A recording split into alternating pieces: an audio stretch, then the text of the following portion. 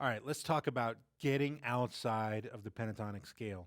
Now, this is all part and parcel to finding your voice and building your vocabulary. And then I started hearing other guys. I started hearing John Schofield and Robin Ford and Larry Carlton and Wes Montgomery. And of course, like I said, I was listening to a lot of horn players. That's Charlie Parker and John Coltrane, Miles Davis, Dizzy, guys like that.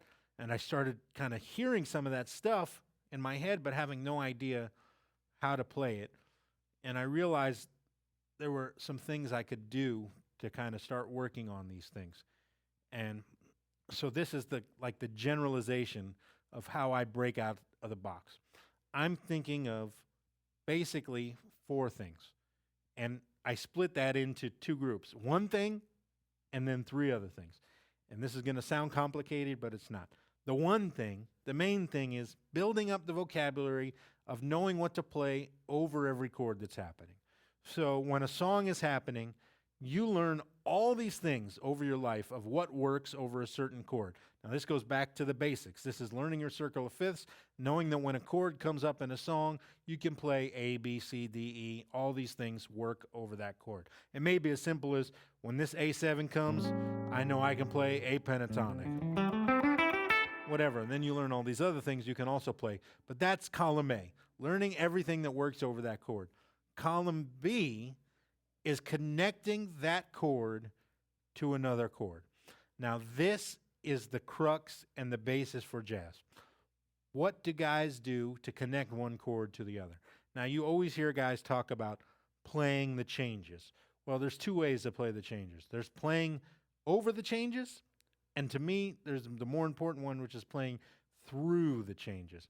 Now, the difference is playing over the changes means when a chord change happens, you then play something that works over that chord.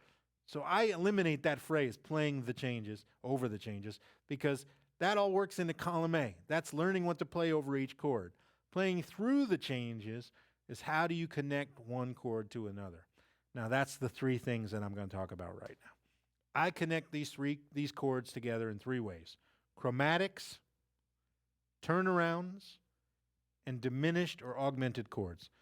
Now, these 3 things literally only exist to create bridges between chords, to create tension. So let's start talking about that.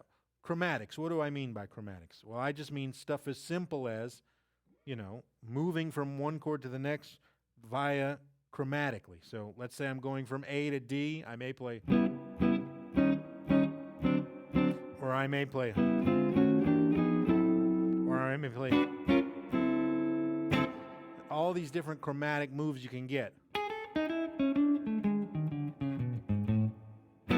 Right? So you can use those things, of course, to connect chords together. So I may be playing a blues in A,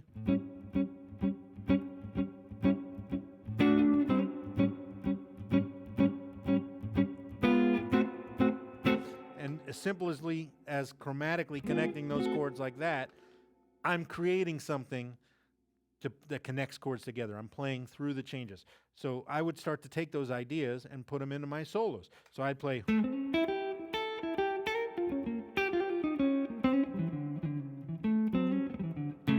right? So that's me playing basically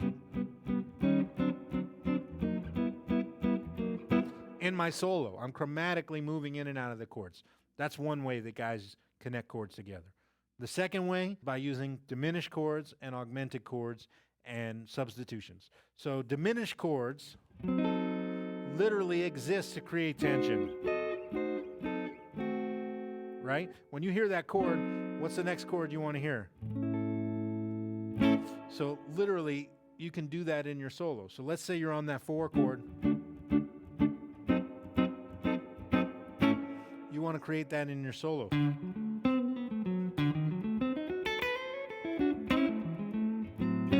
That's me playing the diminished scale, going from D to E flat diminished to lead me back to the 1, to A. So you can do that all over the place to connect chords together.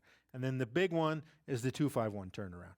You can take this 2-5-1 turnaround and use this all over music. In fact, in jazz, a lot of songs are written solely by 2-5-1s changing keys, things like giant steps and things like that, which is very advanced. But for sake of the argument, let's say we're going from that same A to D, from the 1 to the 4.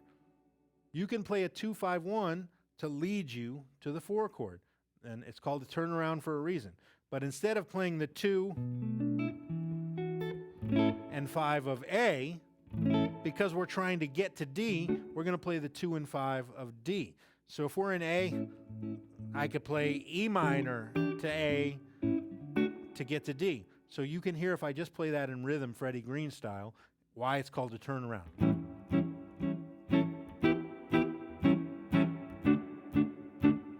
Because it literally turns the phrase around and leads me to that chord. So what if I did it in my solo?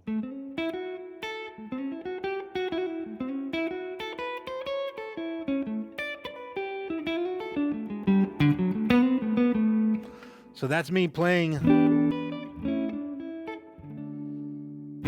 in my solo. You can do this everywhere. So I could take a blues and put a 2-5-1 everywhere.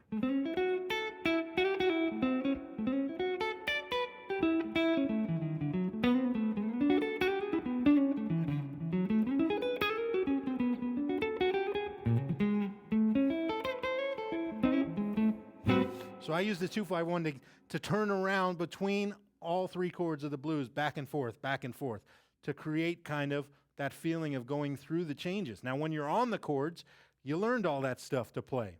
But those other tools are what you use to put them together.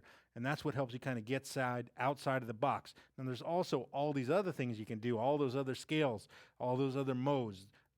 There's no way around doing the homework on that.